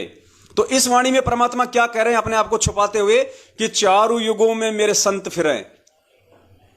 और इस वाणी में परमात्मा क्या कह रहे हैं कि चारों युगों में मैं फिरूं, चारों युग में मैं आऊं। सुनो ध्यान से। अब क्या कहते हैं, चारों युग में हम फेरे, चारों युग में मैं फेरूं, नहीं आऊं नहीं जाऊं। गरीबदास गुरु भेद से लखो हमारी ठाव, चारों युग में मैं आता हूं। वैसे तो जैसे हमारे शरीर में कहीं भी, चाहे पंजे में, पैर के पंजे में कोई कांटा लग जावे, एकदम हाथ पहुंच जाता है फ्रिक्शन ऑफ सेकंड में। ऐसे ही परमात्मा कबीर साहब की इतने समर्थ हैं, ये सभी असंख्य ब्रह्मांड उनकी ऐसे रीचेबल हैं, उनकी रेंज में ऐसे आते हैं जैसे हमारे हाथों की रेंज में हमारा सारा शरीर आ जाता है। कबीर साहब यहाँ पर जब आते हैं, अपना तेज पुंज का एक और कोट बना देते हैं मनुष्य जैसा। वैसे तो मनुष्य जैसे शरीर में वहां रहते हैं अपने वास्तविक रूप में, लेकिन वहां इनका तेज बहुत ज्यादा है। उस तेज को छुपाकर अपनी सिद्धि शक्ति तय, शब्द शक्ति तय और एक और कोट मनुष्य जैसा ही तेज पुंज का शरीर बना लेते हैं। वो नाड़ी नूड़ी के जोग जुगाड़ का नहीं होता। तो परमात्मा ने यहाँ पे खुजली का उदाहरण देके बताया कि चाहे हमारे पैर के पंजे में अगर कोई कांटा लग गया हो, कोई अगर खुजली हो गई हो, तो हमारा हाथ सेकंड ऑफ फ्रैक्शन में तुरंत वहां पे पहुंच जाता है। अगर हमारे यहां खुजली है तो तुरंत हाथ पहुंच गया, अगर पैर में खुजली है तो तुरंत हाथ पहुंच जाएगा, क्योंकि हमारा शरीर हमारे हाथ के रेंज से बाहर नहीं है। ठीक इसी प्रकार ये पूरी सृष्टि, सारे ब्रह्मांड, चाहे सतलोक हो, चाहे अलख लोक हो, चाहे अगम लोक हो, चाहे वो अनामी लोक हो, इस कबीर परमात्मा की रेंज से बाहर नहीं है, इसकी पहुंच से बाहर नहीं है। इसलिए ये वाणी साबित करती है और अंध भक्तों की आंखें खोलने के लिए परमात्मा ने ये संकेत दिया कि लोक अनामी जावेगी वहां को न्या मिले चौबारे, आत्मा और परमात्मा वहां को न्या रहते न्यारे, और रामपाल प्रीतम प्यारे की आत्मा वहां पूर्ण आनंद ले रही। पुण्यात्माओं, ये संकेत दिया परमात्मा ने कि वो समर्थ धनी, वो जब चाहे जिस लोक में जा सकता है। अगर संत रामपाल जी कोई आत्मा होती तो अगर वो जाते तो केवल सतलोक में ही जा सकते थे पहले, लेकिन वो पूर्ण ब्रह्म परमेश्वर है। परमात्मा ने इस वाणी के माध्यम से साबित किया कि 1997 में कोई कबीर परमात्मा संत रामपाल जी को आके नहीं मिले। पुण्यात्माओं, ये भेद हैं, ये सोचल छिद्र है परमात्मा के। जैसे परमात्मा ने आपको, दास ने जो है शुरुआत में दिखाया था कि धर्मदास को तो परमेश्वर ने कहा कि 12वें पंथ में मैं खुद ही चल के आऊंगा भाई, और काल के आगे परमात्मा ने थोड़ा सा भेद रख दिया कि मेरा हंस जाएगा। ठीक इसी प्रकार पुण्यात्माओं, जो परमात्मा 1997 की जो बात बोल रहे हैं, ये झूठ भी नहीं कह रहे परमात्मा, क्योंकि वाणी के अकॉर्डिंग परमेश्वर ने यहां पे ये बोलना आवश्यक है।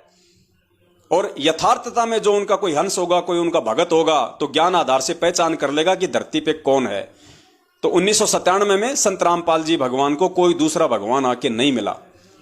स्वयं वो कबीर परमात्मा उस वाणी को चरितार्थ करने के लिए उन्होंने ये लीला की।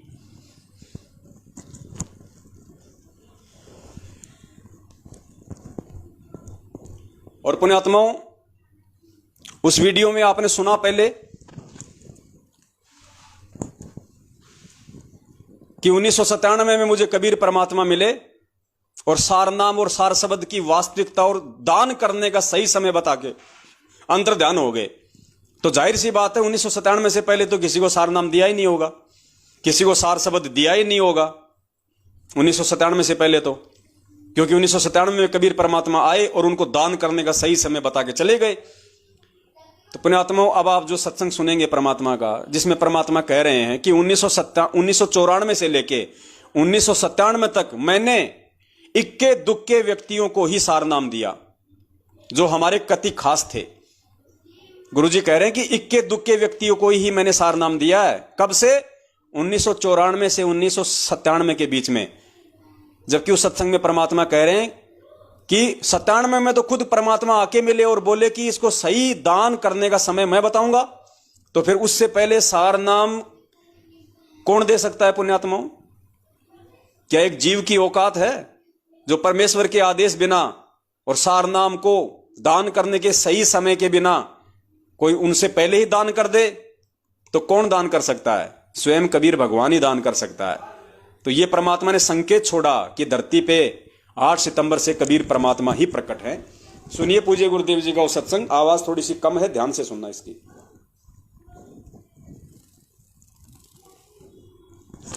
दिखाना चाहते हैं कि ये वो समय आ गया है 5505 वर्ष जब कलयुग बीत चुका है। 1997 में और 1994 में दास को आदेश मिला था दीक्षा देने का, और 97 तक हमने सार नाम किसी को नहीं दिया। इक्के दुक्के दो खास मेरे साथ थे। गुरुजी कह रहे हैं कि 97 तक हमने किसी को सार नाम नहीं दिया, केवल इक्के दुक्के को जो हमारे कति खास थे। ध्यान से सुनना। जब कलयुग बीत चुका है 1997 में और 1994 में दास को आदेश मिला था दीक्षा देने का, और 97 तक हमने सार नाम किसी को नहीं दिया। इक्के दुक्के दो खास मेरे साथ थे उनके अतिरिक्त। 1997 में परमात्मा दया करी दास पे, कहा बेटा डरे ना, खोल देश पिटारे ने खजाना खोल दे, आ गया वो समय। पुण्यात्माओं, ये कुछ संकेत परमेश्वर ने जानबूझ के रखे हुए थे, छोड़े हुए थे, जो ये साबित करते हैं कि वो कबीर परमात्मा 1997 से नहीं बल्कि 8 सितंबर से धरती पे प्रकट है। और ये संकेत यदि परमात्मा ना छोड़ते, और भी बहुत सारे सबूत हैं, लेकिन आज हमारा जो विषय है वो ये साबित करना नहीं है कि धरती पे 8 सितंबर से कबीर परमात्मा प्रकट हैं या फिर 1997 से प्रकट हैं। कोई बात नहीं, क्योंकि आज का हमारा जो विषय है वो चरणा अमृत को लेके है, और यदि हम इस विषय पे ज्यादा आगे बढ़ेंगे तो हमारा विषय वो पूरा नहीं हो पाएगा। इसलिए पुण्यात्माओं, समझदार को संकेत ही काफी है कि धरती पे 8 सितंबर से कबीर परमात्मा स्वयं प्रकट है संत रामपाल जी महाराज जी के चोले में। और यह समझाना थोड़ा सा इसलिए आवश्यक था क्योंकि इतना विश्वास हुए बिना कि मेरा गुरु स्वयं कबीर भगवान है और 8 सितंबर से धरती पे प्रकट है, उसके बिना पुण्यात्माओं आगे अब हम जो चरणामृत के ऊपर चलेंगे वो समझ में नहीं आना था। तो अब हम चरणामृत के ऊपर चलते हैं। पहली बात तो परमात्मा ने सत्संगों में बताया कि नाम दीक्षा भले 6 महीने बाद में ले लो, 1 साल बाद में ले लो, 2 साल बाद ले लो, कोई जल्दबाजी नहीं है। मैं यहां तुम्हें नाम ही देने आया हूं, तुम्हें पार ही करने आया हूं यदि टिक के भक्ति करोगे तो।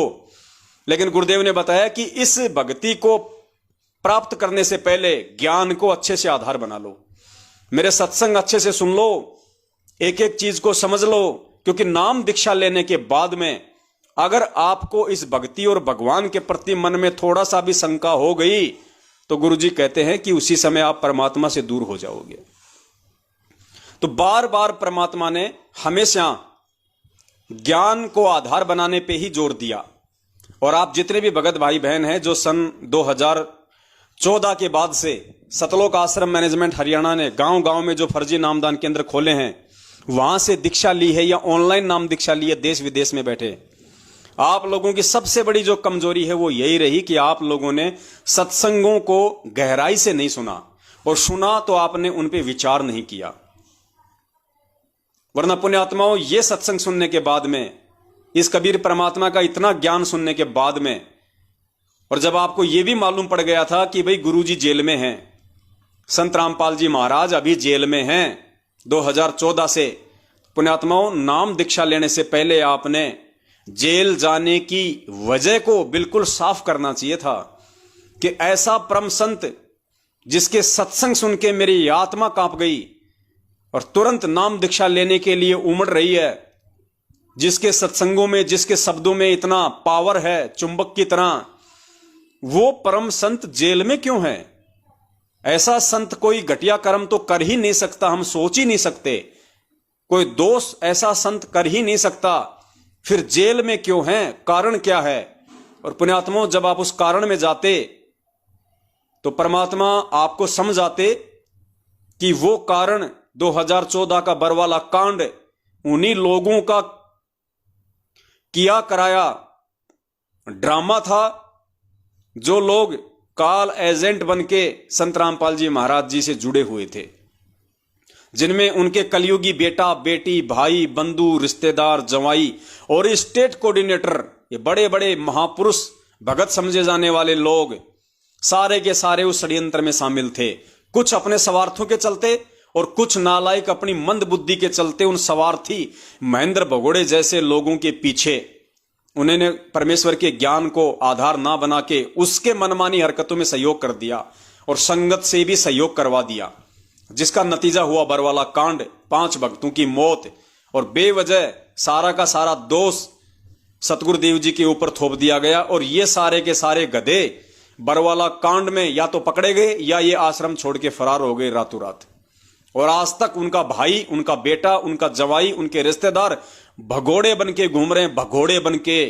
पुण्यात्माओं, संत रामपाल जी महाराज का भगत और पुलिस प्रशासन के आगे भगोड़ा बन के घूमे, ये उस भगत और भक्ति के नाम पे वो व्यक्ति कलंक है, कलंक। क्योंकि संत रामपाल जी परमेश्वर का भगत पहली बात तो ज्ञान लेने के बाद में कोई गलत काम नहीं करेगा, और अगर जबरदस्ती उससे कोई गलत साबित करने की कोशिश करेगा तो वो भगोड़ा नहीं बनेगा, वो वांटेड नहीं कहलाएगा। वो अपने गुरुदेव पे विश्वास करके, भक्ति पे विश्वास करके, चाहे कोर्ट हो चाहे वो कचहरी हो, उसका सामना करेगा। उसको विश्वास होगा कि मेरा भगवान मेरे साथ में है, और जब भगवान साथ में है तो सच्चाई को कौन दबा सकता है, कौन मिटा सकता है? संघर्ष तो भगत को करना ही पड़ता है यहां पे। तो पुण्यात्माओं, उन भगोड़ों के द्वारा 2014 के बाद ये देश विदेश में जितने भी 400-500 नामदान केंद्रों की दुकानें खोली गई हैं, ये गुरुदेव के उस भगोड़े भाई महेंद्र ने खोली हैं। गुरुदेव का कोई आदेश नहीं है। जिस दिन गुरुदेव का डीवीडी से नाम दीक्षा देने का या कोई भी नाम दीक्षा केंद्र खोलने का आदेश होगा, उस दिन परमात्मा सार्वजनिक करेगा उस बात को, सार्वजनिक। जिस प्रकार हमें अपने गुरुदेव जी ने बताया कि जब मुझे मेरे गुरुदेव ने नाम दीक्षा देने का आदेश दिया तो पूरी संगत को बुला लिया और सबके सामने मुझे खड़ा करके कहा कि आज के बाद में ये रामपाल नाम दिया करेगा, और जो आज के बाद इसको गुरु नहीं मानेगा वो मेरा कुछ नहीं लगता। इस प्रकार से पूज्य गुरुदेव जी संगत में सार्वजनिक करेंगे इस इतनी बड़ी सेवा को, ताकि कोई उंगली ना उठाए। इसलिए पुण्यात्माओं, हम इन काल एजेंटों की इन मनवस और घटिया हरकतों का विरोध करते हैं, क्योंकि ये परमपिता परमेश्वर के बच्चों को उनके ज्ञान की आड़ में, उनके नाम की आड़ में, उनके आदेश की आड़ में ठग रहे हैं। और अरबों खरबों में इन्होंने धन पिछले 7 वर्षों से परमपिता परमेश्वर के बच्चों का ज्योति पाठ और दान के नाम पे लूटा है। राजनीतियां करवा के, आरक्षणबाजियां करवा के, रक्तदान, देहदान, पता नहीं कैसे कैसे घटिया कुकर्म करवा के, जिनका गुरुदेव से पिछले 27 वर्षों से कोई संबंध नहीं, वो सारे घटिया कुकर्म इन्होंने भक्त समाज से करवाए और मूर्खों ने इनका सहयोग किया। सबकी मर्यादा छिन्न भिन्न करवा दी, जिसका नतीजा आज 90% घरों में लड़ाई झगड़े, पति पत्नी की मारपीट, गाली गलौच। इनके सारनामी लोग जिन्होंने रोहतक से सार नाम लिया था डीवीडी वाला फर्जी, आज वो यहां पे जर्दा लगाते हैं, जर्दा बीड़ियां पीते हैं।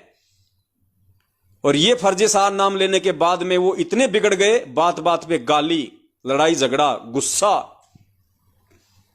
क्योंकि परमात्मा ने स्पष्ट रूप से कह रखा कि भैया ये भगवान तो लाइट है, लाइट, बिजली। मर्यादा में रहोगे तो काम करेगी, मर्यादा तोड़ोगे, नंगा तार पकड़ोगे तो झटके भी मारेगी। तो उस मूर्ख संगत ने अपने गुरुदेव पे विश्वास ना करके कि भाई भगवान यहां पे सारनामी तो देने आता है, अरे भगवान सतलोक से चल के यहाँ पे सारनाम ही तो देने आता है, भेड़ बकरियां चढ़ाने थोड़ी आता है।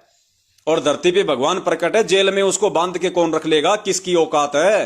वो बैठा सिर्फ इसलिए है कि हमारे विश्वास की परीक्षा देख रहा है। वो इंतजार सिर्फ इसलिए करवा रहा है कि हम मूर्खों के विश्वास की परीक्षा ले रहा है कि इन नालायकों को मेरे ऊपर विश्वास भी है या नहीं है, मेरे सत्संगों को आधार भी बनाया कि नहीं बनाया, कि गुरुजी जेल से बाहर भी आएंगे नहीं आएंगे। और इन गधों ने इन काल एजेंटों के बहकावे में आके रोहतक में जाके भेड़ बकरियों की तरह वो सारनाम ले लिया और 15-15 हजार रुपए पाट के दे दिए कि पता नहीं गुरुजी आएंगे कि नहीं आएंगे, पता नहीं कब आएंगे। डबल उम्र कैद हो गई, आजीवन मृत्यु दंड तक उम्र कैद हो गई। और गुरुजी तो 70 साल के हो गए, पता नहीं कब उनका शरीर छूट जाए। ले लो अपने तो महेंद्र भगोड़े एंड पार्टी से सारनाम। और सब ने अपनी ऐसी की तैसी करवा ली, आज सब ने अपनी ऐसी की तैसी करवा ली। उसके बाद भी कुछ मूर्ख नहीं मान रहे और इन्होंने नया फंडा छेड़ दिया, 2 पाठ कराओ सार शब्द लो। और कुछ मूर्ख वहां पे 2-2 पाठ करवा के वो सार शब्द भी ले रहे हैं। तो पुण्यात्माओं, परमात्मा ने ये छटनी करनी थी। आज उनके मार्ग में जो ये गंदगी फैल गई थी, परमात्मा ने उसकी छटनी करनी थी। छटनी परमेश्वर ने कर ली। और जो परमेश्वर के जो विवेकी हंस थे, जो परमेश्वर के जो मर्यादित जो बच्चे थे, उसको परमात्मा ने सत्सेवकों के रूप में अलग से छांट लिया, जो खुद भी सावधान रहे और अपने भगत भाई बहनों को भी वीडियो बना बना के सावधान करते रहे कि भाई इन काल एजेंटों के झांसे में मत आओ। पुण्यात्माओं, आज से पहले हम रामायण देखा करते थे, महाभारत देखा करते थे, लेकिन हमारी समझ में नहीं आती थी ये बातें। अब पुण्यात्माओं देखो, महाभारत का छोटा सा एक किस्सा है।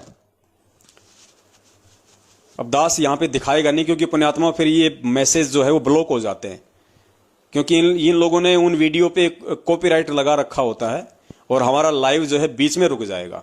तो दास कोशिश करेगा उसको या तो बाद में दिखाने की या फिर आपको वैसे बता देगा वर्बली। जब महाभारत का युद्ध पूरी अपनी तैयारियों पे था और बात पहुंच गई कि भैया श्री कृष्ण जी जो है वो किसका साथ देंगे, तो एक तरफ तो दुर्योधन पहुंच गया श्री कृष्ण जी से सहायता मांगने के लिए मथुरा में, और दूसरी तरफ अर्जुन पहुंच गया। श्री कृष्ण जी उस समय सो रहे थे, दोनों वहां जाके बैठ गए। अर्जुन जो था वो श्री कृष्ण जी के पैरों की तरफ खड़ा रहा, और जो दुर्योधन था, जो अहंकारी, वो उनके सिर की तरफ जाके चेयर पे बैठ गया। जैसे श्री कृष्ण जी की आंखें खुली, उन्होंने सबसे पहले अपनी आंखों के सामने अर्जुन को देखा। उसके बाद में दुर्योधन ने कहा कि मैं भी बैठा हूं भाई, इधर मेरी तरफ भी देख ले। हाँ बोल, देख लिया भाई तेरी तरफ भी। बोले आओ भाई, क्यों आए, किस लिए आए।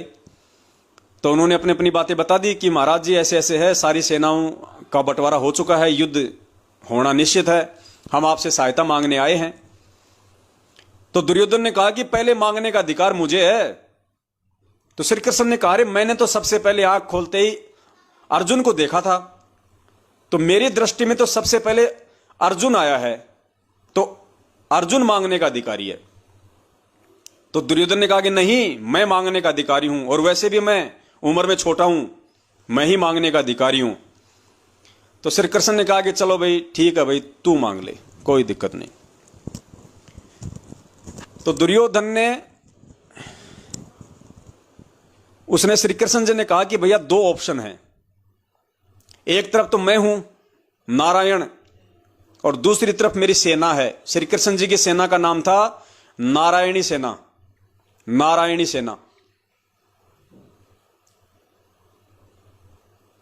तो बोला भाई इन दोनों में से एक चीज मांग लो, क्या मांगनी है। तो दुर्योधन ने कहा कि सबसे पहले मैं मांगूंगा। तो दुर्योधन ने क्या मांगा, उसने कहा कि भगवान मुझे आपकी नारायणी सेना दे दो, क्योंकि नारायणी सेना द्वापर युग में विश्व की सबसे स्ट्रॉन्ग सेना थी। सबको पता था कि जिस तरफ श्री कृष्ण भगवान की नारायणी सेना यादव सेना हो जाएगी, उनको कोई नहीं हरा पाएगा। तो वो दुर्बुद्धि व्यक्ति था, वो श्री कृष्ण जी को वो पहचान नहीं पा रहा था। उसने सेना मांग ली और वहां से निकल गया। और श्री कृष्ण, उसने अर्जुन ने मांग लिया नारायण को। हाँ, अपने आत्मा दास थोड़ा सा भूल गया, पहले अर्जुन ने मांगा था और अर्जुन ने कहा कि मुझे आपकी आवश्यकता है, मुझे नारायणी सेना की आवश्यकता नहीं है, मुझे नारायण चाहिए। अब वो दुर्योधन बड़ा प्रसन्न हुआ, उसने सोचा कि चलो ये तो ऑटोमेटिक ही सारा काम हो गया, मांगने की जरूरत नहीं पड़ी। तो उसने कहा कि चलो ठीक है, हम तो नारायणी सेना ही मांग लेते हैं। अब हमारे भाई ने, अर्जुन ने अगर नारायण मांग लिया तो कोई बात नहीं, हम तो नारायणी सेना से काम निकाल देंगे। जबकि अंदर अंदर बड़ा वो खुश था कि मांगनी तो मुझे सेना ही थी। तो दुर्योधन के जाने के बाद में श्री कृष्ण जी ने अर्जुन से जो पूछा, पुण्यात्माओं उसको ध्यान से सुनना आपने। श्री कृष्ण ने उससे पूछा कि अर्जुन, जब तेरे पास में ऑप्शन था मेरी सेना मांगने का, नारायणी सेना मांगने का, तो तूने मुझे क्यों मांगा? तो अर्जुन ने कहा कि भगवान, इस महाभारत के युद्ध को जीतने के लिए मुझे नारायणी सेना की नहीं, मुझे नारायण की जरूरत है। क्योंकि मुझे एक ऐसे सारथी की जरूरत है जो युद्ध भूमि में मेरा मार्ग दर्शन कर सके, मुझे विचलित ना होने दे, मेरी हिम्मत और मेरा धैर्य ना टूटने दे, वो कदम कदम पे मेरी रक्षा करे। तो भगवान, मुझे एक ऐसे सारथी की जरूरत है, ना कि सेना की। क्योंकि ये युद्ध अगर मैं जीत सकता हूं तो मैं एक सारथी के भरोसे जीत सकता हूं। क्योंकि मैं तो भाले, तीर, कमान, अग्निबाण छोड़ने में ही व्यस्त रहूंगा। मेरे रथ को कौन हैंडल करेगा? मुझे कौन कहां लेके जा रहा है, मुझे वो किधर लेके जा रहा है, वो चीज इंपॉर्टेंट है। तो मुझे नारायण की आवश्यकता है, मुझे एक सारथी की आवश्यकता है।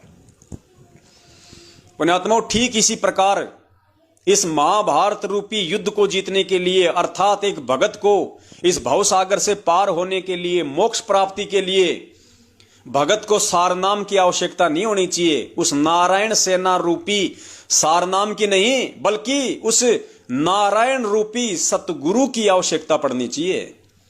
एक भगत को अगर चाहिए तो वो सतगुरु चाहिए, ना कि सारनाम। क्योंकि सारनाम से सतगुरु नहीं है, सतगुरु से सारनाम है।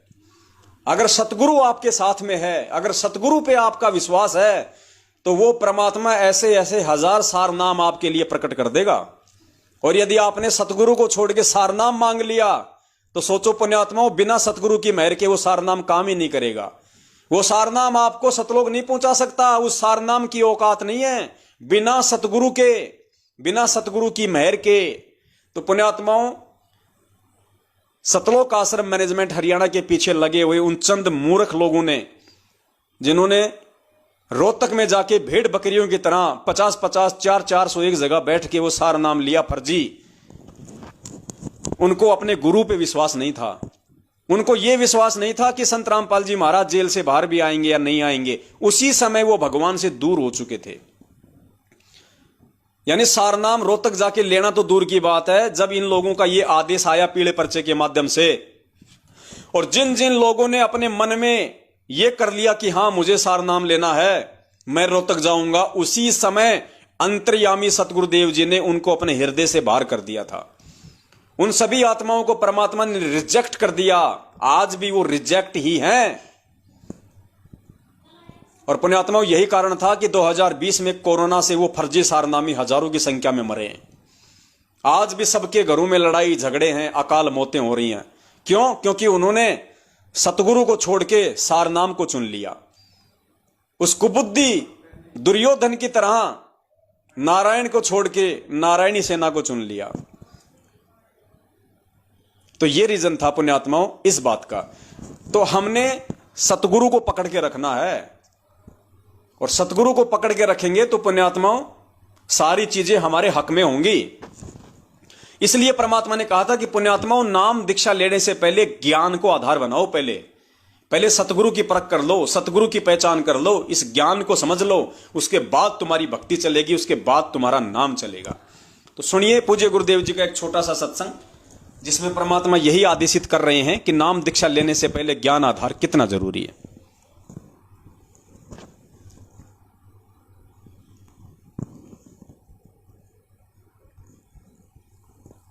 काल को ये चिंता बनी रहती है, कहीं ये इस मार्ग पर दृढ़ ना हो जा और इसका बेड़ा पार ना हो जा, तेरे हाथों से ना निकल जा। तो पुण्यात्माओं, उपदेश लेने से पहले दास ने बहुत सुविधा उपलब्ध कर रखी है। जिन दिनों में सत्संग होता है सत्संग सुन करो, फिर परमात्मा ने दया बख्श रखी है, एक पवित्र टीवी चैनल पर उसने साधना के ऊपर शाम को 8 बजे सत्संग आता है, वहां सुनते रहो। कहने का भाव ये है कि आप जी पहले कति कंसेप्ट क्लियर करो, जब आओ यहाँ पर और नाम लेकर फिर जो सही दृढ़ होकर आते हैं उनको